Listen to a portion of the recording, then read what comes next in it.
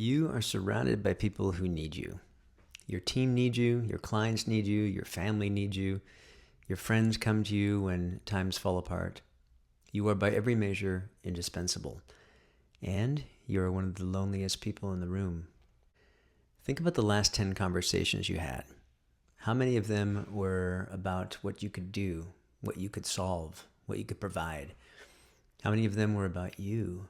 Not the version of you that performs, not the version that delivers, but the actual you. The one with doubts, the one who doesn't always know the answer, the one who's exhausted, the one who sometimes wonders what the point of all this actually is. When was the last time someone asked you how you were doing and you told them the truth? When was the last time you even knew what the truth was? This is the loneliness that achievers almost never talk about, not because they're isolated, because they're surrounded by people who value what they do and barely know who they are. The research is stark. More than half of all CEOs report feeling lonely, and 61% say it directly affects their performance.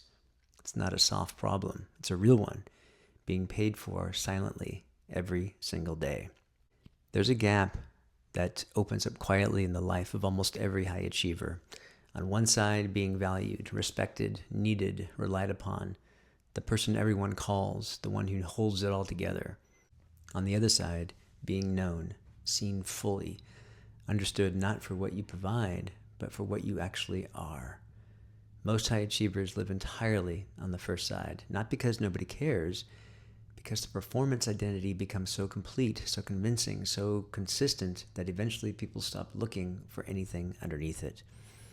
They don't want to know this struggling version of you. They may not even believe it exists. And after a while, you start to wonder if it does. Here's what the research says and what I see in my work. The loneliness isn't coming from outside. It's coming from the gap between who you've shown the world and who you actually are. You've spent years building a version of yourself that everyone around you needs. And in doing so, you've made it almost impossible for anyone to reach the person who needs something. That's not a relationship problem. That's not a communication problem. That's a subconscious identity problem.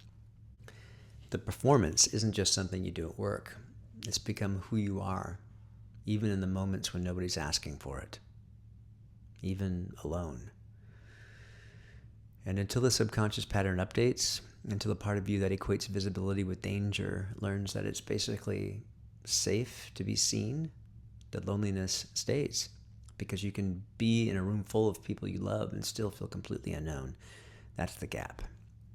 And that's exactly what the quiet shift addresses.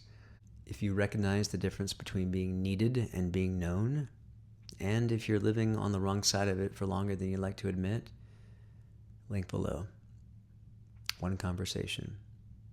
I'm Alan. This is The Quiet Shift.